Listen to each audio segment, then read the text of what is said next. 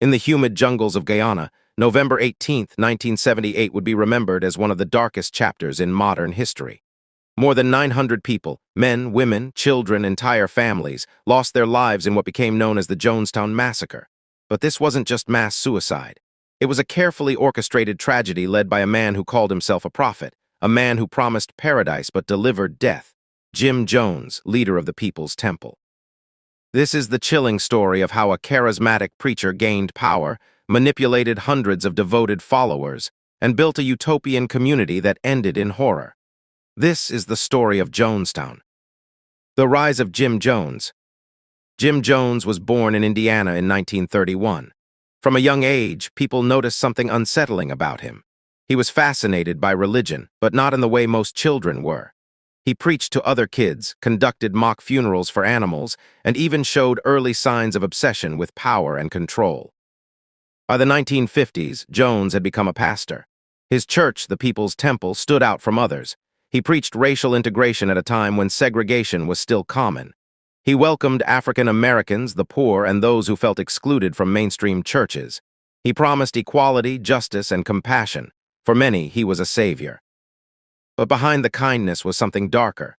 Jones was ambitious, manipulative, and increasingly controlling. He studied the tactics of other leaders, blending religion with socialist politics.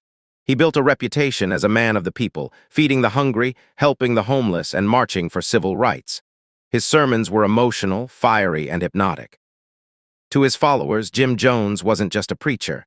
He was a father figure, a revolutionary, even the voice of God. Growth of the People's Temple. By the 1960s and 70s, the People's Temple had expanded from Indiana to California. It became a thriving community of thousands. Jones attracted doctors, teachers, activists, and working-class families. The temple ran social programs, fostered children, and even operated nursing homes. But inside the group, life wasn't as utopian as it seemed.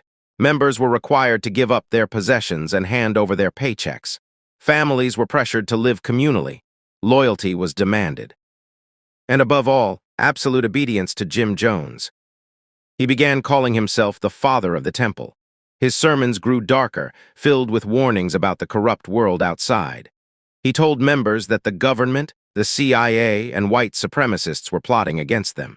He claimed that only within the People's Temple could they find safety. Critics and defectors described intimidation, beatings, and public humiliation.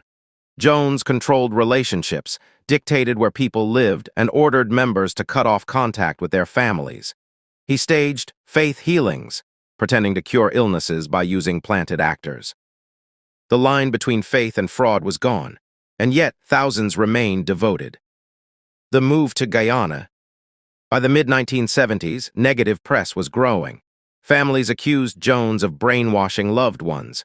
Journalists investigated abuse allegations. Former members spoke of fraud and cruelty. Feeling the pressure, Jones came up with a plan. A utopian community far away from America, beyond the reach of reporters and government oversight. He found a remote piece of land in Guyana, South America. He called it Jonestown. The idea was sold as paradise, a socialist commune in the jungle, a safe haven for the poor, for minorities, for dreamers who wanted to build a better world. Hundreds of members moved, leaving behind their lives in the U.S. to start over. But reality was far from paradise. Life in Jonestown. The first settlers in Jonestown worked tirelessly to clear the jungle and build homes. They grew crops, constructed schools, and tried to build the dream Jones promised. But conditions were harsh. The soil was poor, the jungle unforgiving, and supplies scarce. Jones controlled everything. Letters were censored. Passports and money were confiscated. Armed guards patrolled the compound. Members were forced to work long hours in the sun, often with little food. And every night over loudspeakers, Jones's voice echoed through the camp, delivering long sermons, rants about enemies, and warnings of conspiracies. His health was failing. He was addicted to drugs, paranoid, and increasingly unstable. Members endured white nights, drills where Jones told them the camp was under attack, that they must be ready to die. Sometimes he forced them to drink what they thought was poison, only to reveal it was a test of loyalty. The dream had become a prison. Concerns back home. Meanwhile, in the U.S., families of temple members grew desperate. They wanted their loved ones back. They wrote letters, pleaded with officials, and pushed for an investigation. This pressure reached Congressman Leo Ryan, a representative from California. Known for taking bold stands, Ryan decided to see Jonestown for himself. In November 1978, he traveled to Guyana with a small delegation of journalists, aides, and concerned family members. At first, the visit seemed calm. Jones greeted Ryan warmly. The delegation toured the settlement, saw smiling children, and heard songs from the temple's choir. On the surface, it looked like a thriving community. But beneath the surface, cracks began to show. Signs of trouble.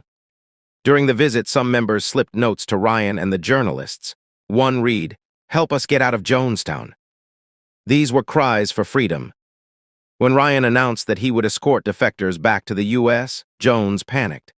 His greatest fear was unraveling, members escaping, secrets exposed. On November 18th, Ryan and his group, along with several defectors, headed to the nearby airstrip at Port Kaituma. They never made it out. The assassination of Leo Ryan. At the airstrip, as people boarded planes, armed temple members opened fire. Congressman Ryan, 3 journalists, and 1 defector were killed. Others were wounded. It was a shocking act, the first time in U.S. history that a congressman was assassinated in the line of duty. News would spread fast. Jones knew the end had come. The final hours. Back in Jonestown, Jones gathered the community. He told them there was no way out. The U.S. government would invade. Their enemies would torture the children. He framed death as the only escape, the revolutionary act of suicide. Large vats of flavored drink, mixed with cyanide, sedatives, and tranquilizers, were prepared. Mothers were instructed to give the poison to their children first. Witnesses described heartbreaking scenes, parents holding crying children, forcing the liquid down, then drinking it themselves. Armed guards stood by, ensuring obedience. Some resisted, some begged to leave, but resistance was futile. Within hours, over 900 people lay dead, men, women, children, entire families. Jim Jones himself died from a gunshot wound to the head, believed to be self-inflicted. The jungle was silent, except for the sound of death. Aftermath. When news broke, the world was stunned. Images of rows of bodies, of tiny children in their parents' arms, horrified the public. It was the largest single loss of American civilian life in a deliberate act until September 11, 2001. The word "drinking the Kool-Aid" entered popular culture, though in reality it was flavor aid. But the phrase came to symbolize blind obedience to destructive leaders. For survivors, the trauma was lifelong. Some escaped into the jungle, others lost entire families. The memory of Jonestown haunted them forever. Lessons from Jonestown. The Jonestown Massacre was not just about one man's madness. It was about the dangers of unchecked power, blind faith, and manipulation. Jim Jones exploited good intentions, hope for equality, community, and justice, and twisted them into control and destruction. It's a chilling reminder of how charismatic leaders can lead people to unimaginable ends, how fear can override reason, and how ordinary people, seeking belonging and purpose, can become trapped in something that destroys them. Jonestown remains a warning, a lesson written in tragedy, urging us to question, to think critically, and never surrender our freedom to anyone who claims absolute authority. The story of Jim Jones and the People's Temple is a story of hope turned into horror, a community built on dreams that ended in death, and a legacy that continues to echo as one of history's most devastating cult tragedies. Thank you for watching. If you found this video powerful, make sure to like, share, and subscribe for more true crime stories that uncover the darkest corners of human history.